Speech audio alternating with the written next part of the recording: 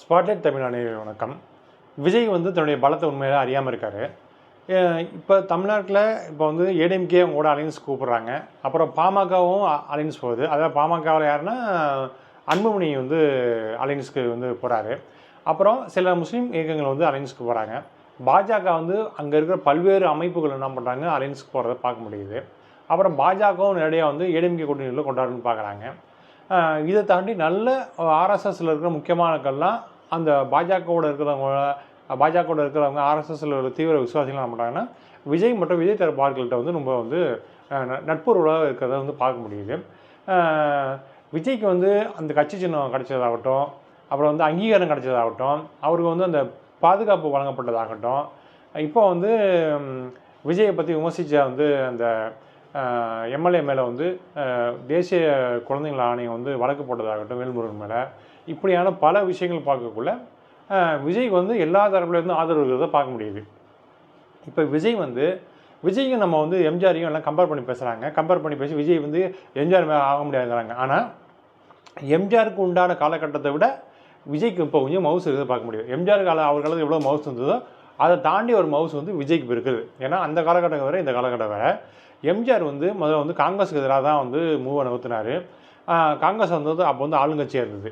திமுக வந்து புதுக்கட்சி. அதே போல் தான் இன்றைக்கி விஜய் ஆரம்பிச்ச கட்சி வந்து புதுக்கட்சி.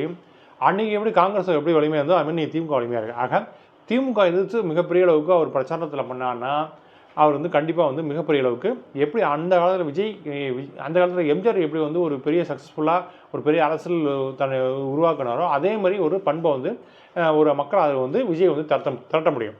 அதுக்கு ஒரு முதல்ல என்ன பண்ணால் திமுக எதிர்ப்பு ஏடிஎம்கே எதிர்ப்பு வந்து ரெண்டும் சேர்த்து ரொம்ப வீரியமாக கொண்டு போகணும். ரெண்டாவது, அன்றைக்கி வந்து எம்ஜிஆர் என்ன பண்ணாங்கன்னா திமுக அரசுக்கு எதிராக வந்து ஊழல் முறைகள்லாம் லிஸ்ட்டு போட்டு என்ன பண்ணுறாரு, குடியரசுத் தலைவர் பிரதமர் பண்ணி கொடுத்தாரு. அதே மாதிரி இன்றைக்கி விஜய் வந்து திமுக மற்றும் ஏடிஎம்கே மேலே ஒட்டுமொத்த ஊழல் புகார்கள், நிர்வாக சீர்கேடு எல்லாத்தையும் கலெக்ட் பண்ணி பெரிய புத்தகமாக ரெடி பண்ணி இன்றைக்கி வந்து ஆளுநர்கிட்ட அப்புறம் குடியரசுத் தலைவர்கிட்ட பிரதமர்கிட்ட கொடுத்து அவர் வந்து அந்த விஷயங்கள்லாம் முன்னெடுத்தாருன்னா இன்னும் வந்து ஒரு பவர்ஃபுல்லான மூவாக இருக்கும். இந்த ஊழல் எதிர்ப்பு, அந்த திராவிட சித்தாந்தம் பேசுகிற இந்த விஷயங்கள்லாம் இருக்குல்ல, இது வந்து பெரிய அளவுக்கு டச் பண்ணாலும் கூட இந்த ஊழலுங்கிற விஷயத்தை வச்சு ரெண்டு கட்சியும் போட்டு அடின்னு அடித்து பிரச்சாரத்தை கொண்டு போனார்னா விஜய் வந்து மிகப்பெரிய அளவுக்கு ஒரு அந்த 40-50 அந்த விழுக்காடு நோக்கி போக முடியும். விஜய்க்கு ஒரு இன்னும் முக்கியமான விஷயம் என்னன்னா, அந்த காலத்தில் வந்து காங்கிரஸுக்கு எதிராக வந்து எம்ஜிஆர் வந்து ஏக்க ஆரம்பித்து திமுக வந்து அப்புறம் திமுகலேருந்து விலகு விட்டு வெளியே போனப்போ அவங்க எம்ஜிஆர் அமைப்பை சேர்ந்த அவரோட ரசிகர்கள் வந்து மிகப்பெரிய தீவிரமாக பிரச்சாரத்தை மேற்கொண்டாங்க. மக்கள் சார்ந்த விஷயங்கள் பண்ணாங்க. அதே மாதிரி விஜய் வந்து அங்கங்கே இறக்கி விட்டு எங்கெங்கெல்லாம் மக்களை பாதிக்க போகிறாங்களோ, எங்கெங்கெல்லாம் மக்கள் வந்து வறுமையிலும் எளிமையில் இருக்காங்களோ அவங்களாம் நேரடியாக உதவி செய்ய சொன்னாங்கன்னா ஆட்டோமேட்டிக்காக திமுக என்ன பண்ணுன்னா வைத்தறிச்சலில் இறங்கி அடிக்க ஆரம்பிப்பாங்க, கலவரம் பண்ணுவாங்க. இந்த விஷயங்கள் வந்து விஜய்க்கு வந்து ஒரு சாதகமாக முடியும். எப்படி ரெண்டு விஷயமா எப்படி முடியும்னா, ஒன்று வந்து மக்கள் வந்து விஜய்க்கு மேலே ஒரு பச்சாபத்தில் அந்த கட்சியில் உள்ள அவங்க ஆட்களுக்கு ஓட்டு போடுறது வாய்ப்பு இருக்குது. இன்னொரு விஷயம்னா அடிப்பட்ட தொண்டர்கள் வந்து என்ன பண்ணுவாங்கன்னா 10 மடங்கு வீரியமாக வேலை பார்ப்பாங்க. அதுதான். அது மட்டும் இல்லாமல் ஒரு விஜய் ரசிகர் வந்து பார்த்துட்டு தாக்கப்பட்டாங்கன்னா அந்த ஒவ்வொரு விஜய் ரசிகர் பண்ணி 100 குடும்பங்கள் வந்து அவங்க வந்து பேக்கப் இருக்குது. சொந்தக்காரன், மாமா, மச்சான், ஃப்ரெண்ட்ஸ்ன்னு சொல்லி 100 குடும்பங்கள் வந்து திமுக எதிர்ப்புங்கிற விஷயங்கள் வருவாங்க. இதேமாதிரி எந்த அளவுக்கு வந்து விஜய் ரசிகர்கள் தாக்க போகிறாங்களோ அந்த அளவுக்கு தாக்கப்படுற ஒவ்வொரு மனிதனுடைய 100 குடும்பங்கள் வந்து விஜய்க்கு ஆதரவாக ஒரு பின்னணியில் வந்து திரண்டுவதற்கு வாய்ப்பு இருக்குது. இப்படி சிறுக விஜய் வந்து இந்த விஷயங்களை வந்து பண்ண முடியும். இன்னொன்று திமுக எதிர்ப்புங்கிற விஷயம், அப்புறம் ஏடிஎம்கே பண்ண நிர்வாக சீர்கேடு, அந்த பொள்ளாச்சி விவகாரம், திமுக இப்போ இருக்கிற நம்ம இடங்களில் நடந்த பொள்ளாச்சி ஈக்குவலான சில விஷயங்கள், இந்த விஷயங்கள், அப்புறம் ஊழல் முறைகேடு, நிர்வாக சீர்கேடு எல்லாத்துலேயும் வந்து மக்கள் தினமும் ஆயிரக்கணக்கான லட்சக்கணக்கான மக்கள் வந்து அரசியல் படியேறி இறங்கி அவதிப்படுறத பார்க்க இவங்கெல்லாம் கண்டிப்பாக வந்து திமுகவுக்கு ஓட்டு போட மாட்டாங்க. இதே போல் ரெண்டு கட்சியும் பெரிய வித்தியாசம்லாம் கிடையாது. ஆக இந்த விஷயத்தை முன்னெடுத்து கொண்டு போனால் இயல்பாக விஜய்க்கு வந்து ஓட்டு வங்கி மிகப்பெரிய அளவுக்கு இருக்குது.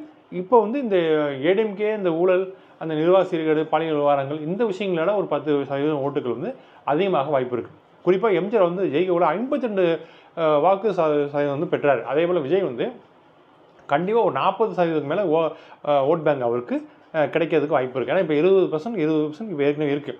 இது யார் சொன்னால் பிரசாந்த் சொல்லியிருக்காரு. பிரசாந்த் வந்து அவர் சாதாரணமாக சொல்ல மாட்டார். ஏன்னா அவர் பல மாநிலம் வந்து ஸ்ட்ராட்டஜி பண்ணி இந்த விஷயம்லாம் பண்ணுறாரு. கண்டிப்பாக அவர் வந்து சறுக்குனார்னா, தவறாக சொன்னார்னா, விளம்பரத்துக்காக சொன்னார்னா அவருக்கு வந்து நாளைக்கு வந்து அது தொழில் சார்ந்த விஷயங்கள், அது கண்டிப்பாக அந்த விஷயத்தில் அவர் தவறு செய்வதற்கு வாய்ப்பு இல்லை. அதனால் பிரசாந்த் வந்து விஜய் வந்து 20% ஓட்டு வங்கி இருக்குன்னு சொல்கிறத வந்து நம்ம வந்து ஒரு பேஸாக தான் பார்க்க முடியுது.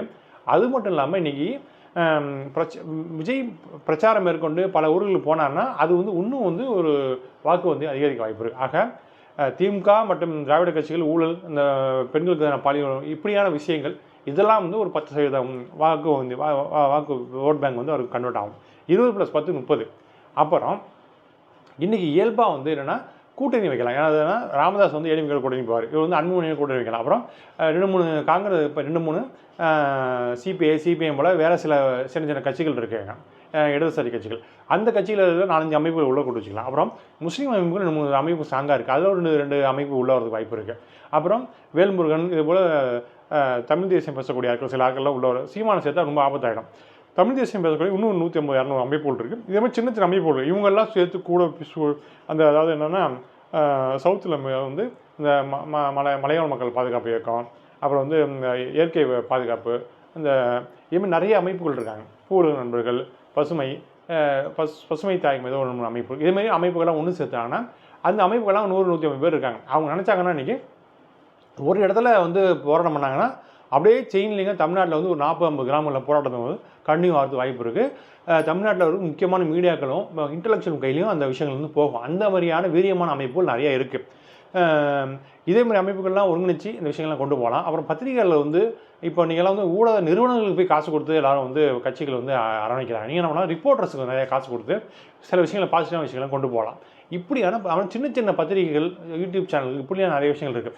இதேமாதிரி விஷயங்கள்லாம் கவனம் செலுத்தினா கண்டிப்பாக வந்து விஜய் வந்து ஒரு 40% ஓட் பேங்க் வந்து ஈக்குவலாக பண்ணலாம். கண்டிப்பாக ஏடிஎம்கே டிஎம்கே எவ்வளோ ஹார்ட் ஒர்க் பண்ணாலும் என்ன பணம் கொடுத்தாலும் இவங்க வந்து தங்களுடைய செயல்பாடுகளை வந்து மக்கள்கிட்ட வந்து காட்ட முடியாது. மக்கள்கிட்ட நேரடியாக வந்து ஒரு பயனளிக்கக்கூடிய விஷயங்கள் எதுவுமே கொண்டு போக முடியாது.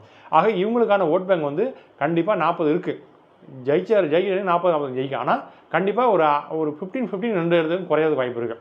அந்த கேப்பை அழகாக விஜய் வந்து 20+20 எடுத்தார்னா ஈஸியாக வந்து டஃப் கொடுக்க வாய்ப்பு இருக்குது. கண்டிப்பாக வந்து திமுக எதிர்கட்சி வரிசையில் உட்கார முடியாத அளவு கூட 3வது கூட தள்ளப்படுறதுக்கு வாய்ப்பு இருக்குது. ஆக சீமான் வந்து வழக்கமாக 8% ஓட்டு வாங்கியிருக்கவருக்கு, ஏடிஎம்கே ஒரு 15, 18, 20, டிஎம்கே ஒரு 20. கண்டிப்பாக மீதமும் ஒரு 40 தொகுதிக்கு மேலே 40% வாக்கு வங்கி மேலே விஜய் பெறுவதுக்கு வாய்ப்பு இருக்குது. விஜய் வந்து எந்த அளவுக்கு பர்ஃபார்மன்ஸ் பண்ணுறாரு, திட்டு செயல்படுறாங்க. கண்டிப்பாக அவர் வந்து கடைசி நேரத்தில் ஆர்எஸ்எஸ் பாஜக வந்து விஜய் வந்து கடைசி நேரத்தில் குழப்பத்துக்கு இறக்கி விட்டுருக்காங்க. திமுகவும் குழப்பத்துக்கு இறக்கி விட்டுருக்காங்க. ஏடிஎம்கே குழப்பத்துக்கு ஆட்களை இறக்கி விட்டுருக்காங்க.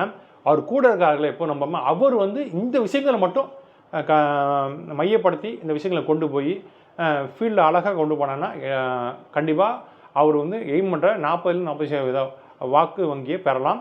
இது விஜய் கீழே தான் இருக்குது. விஜய் இண்டிவிஜுவலாக செயல்பட்டாலே இருக்குது. எந்த ஸ்ட்ராட்டஜி எந்த இதுக்குமே தேவையில்லை. அதாவது தொடர்ச்சியாக வந்து எளிமையாக வந்து 2 கட்சியிலையும் எதிர்க்கிறது பாஜக எதிர்ப்பு, ஊழல் விஷயங்கள ஒவ்வொரு விஷயங்களையும் பேசி ட்வீட் போடுறது, வந்தது போனது, ஏடிஎம்கே என்னென்ன பண்ணாங்க, டிஎம்கே என்ன பண்ணாங்க, இந்த ஏற்க தகவலாம் பொதுவெளியில் இருக்குது. இதை திரட்டி இந்த விஷயங்களை பண்ணாலே போதும். அவர் நல்ல ஒரு முதல்வருக்கான வாய்ப்பு இருக்குது. விஜய் எந்த இதில் சுயாதீனமாக இருந்து செயல்படுறாருங்க விஷயத்தில் அவருடைய வெற்றி தோல்வி இருக்குது, அவருடைய எதிர்காலம் இருக்குது. அடுத்த வீடியோவில் பார்ப்போம். நன்றி, வணக்கம்.